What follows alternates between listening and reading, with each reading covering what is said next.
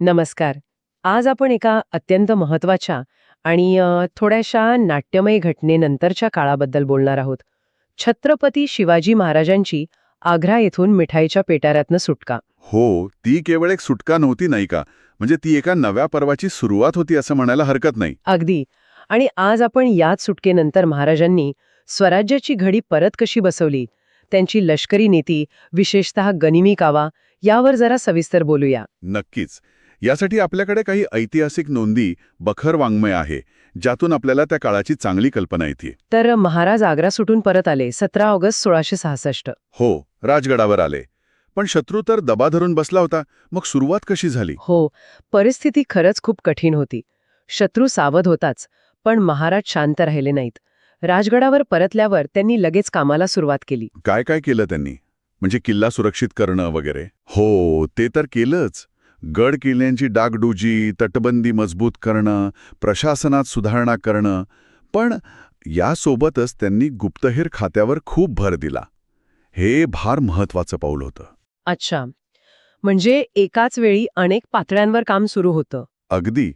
आणि काही काळ म्हणजे वरवरचा का होईना मुघलांशी सलोखा ठेवण्याचा प्रयत्न केला, जेणेकरून आतून आपलं लष्करी सामर्थ्य वाढवता येईल. आणि याच काळात गनिमी कावा अधिक प्रभावीपणे वापरला गेला. बरोबर. काय आहे हे तंत्र नेमकं? बरोबर.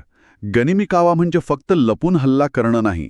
त्यात वेग आहे, अचानक हल्ला करून शत्रूला गोंधळात पाडणं आहे. म्हणजे भौगोलिक परिस्थितीचा फायदा घेणं. हो, डोंगर, दर्या, जंगल याचा पुरेपूर वापर.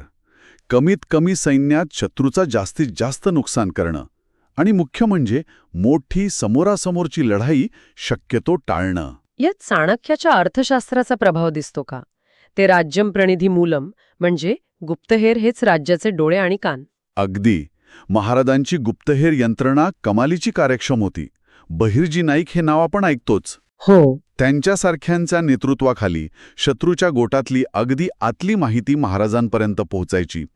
प्रतापगडचा अफजलखान वध किंवा पुण्यातील शाहिस्तेखानावरील हल्ला. हो, ही त्याची उत्तम उदाहरणं आहेत. हो, नियोजन आणि माहिती यांचं अचूक मिश्रण.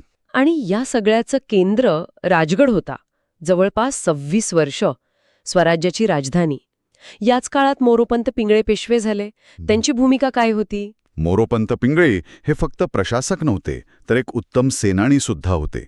प्रतापगडच्या बांधकामापासून ते नंतरच्या अनेक मोहिमांमध्ये, अगदी साल्हेरच्या लढाईतही त्यांचे योगदान मोठं आहे. म्हणजे प्रशासन आणि लष्करी आघाडी दोन्ही सांभाळलं त्यांनी. हो, महसूल व्यवस्था, किल्ले व्यवस्थापन यातही त्यांनी महत्वाचं काम केलं. बरं, पण मुघलांशी सलोखा फार काळ टिकला नाही. औरंगजेबानं काहीतरी गडबड केली, बरोबर? हो ना.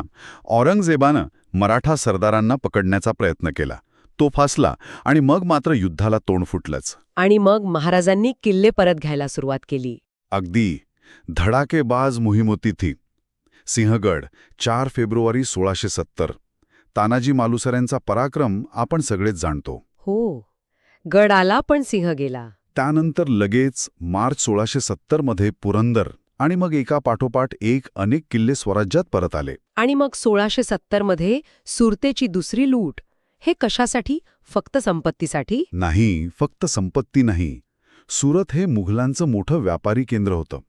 त्यांच्या आर्थिक नाड्या आवळण्याचा तो प्रयत्न होता. आणि हो, त्यांच्या प्रतिष्ठेलाही मोठा धक्का होता तो. अच्छा, म्हणजे एका प्रकारे युद्धाचा खर्च वसूल करणं. म्हणता येईल तसं. या सगळ्या धामधुमीत सालेहेरची लढाई फेब्रुवारी 1672 खूप महत्वाची मानली जाते का? कारण सालेहेरची लढाई ही गनिमी काव्याच्या पलीकडे जाऊन मराठ्यांनी मुघलांशी उघड्या मैदानात दिलेला एक मोठा लढा होता. किती सैन्य होतं मुघलांचा? अंदाजे 12,000 सैन्य होतं. इखलास खान आणि बहलोल खान मोठे सरदार होते त्यांचे. ते सालेहेर किल्ला घ्यायला आले होते. मग महाराजांनी काय रणनीती वापरली? इथेही महाराजांनी बुद्धीचा वापर केला. प्रतापराव गुजर आणि मोरोपंत पिंगळे यांना 2 बाजूंनी पाठवलं. मुघलांना कोंडीत पकडलं.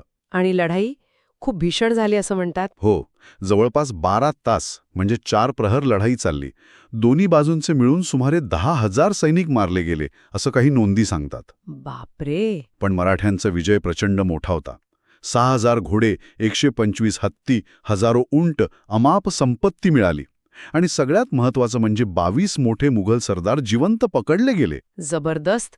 मराठ्यांचं नुकसान किती झालं? सूर्याजी काकडे नावाचे एक महत्वाचे सरदार पडले, पण एकूणच विजय खूप मोठा होता. ह्या विजयाचा औरंगजेबावर काय परिणाम झाला असेल? असं म्हणतात की औरंगजेब तर इतका खचला होता की 3 दिवस तो दरबारातही आला नाही. असं दिसतंय की देवानं मुसलमानांकडून बादशाही काढून शिवाजीला दिली आहे, असे काहीसे उद्गार त्याने काढल्याचंही म्हटलं जातं. म्हणजे साल्हेरच्या विजयानं मराठा सत्तेचा दबदबा प्रचंड वाढला. नक्कीच. तर एकंदरीत आग्रा सुटकेनंतरचा काळ हा केवळ बचाव किंवा तग धरण्याचा नव्हता, तर तो स्वराज्याच्या विस्ताराचा, नव्या आत्मविश्वासाचा आणि एका प्रबळ शक्तीच्या उदयाचा काळ होता. अगदी बरोबर.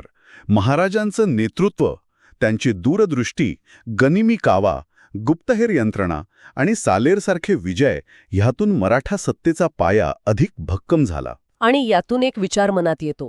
महाराजांनी त्या काळात जी युद्धनीती, जे संघटन कौशल्य विकसित केलं, त्याचा प्रभाव फक्त तेव्हापुरता होता की पुढेही त्याचे पडसाद उमटले, अगदी आजच्या काळातही. हा विचार करण्यासारखा मुद्दा आहे खरं तर. त्यावर अधिक बोलता येईल, पण हा विचार श्रोत्यांसाठी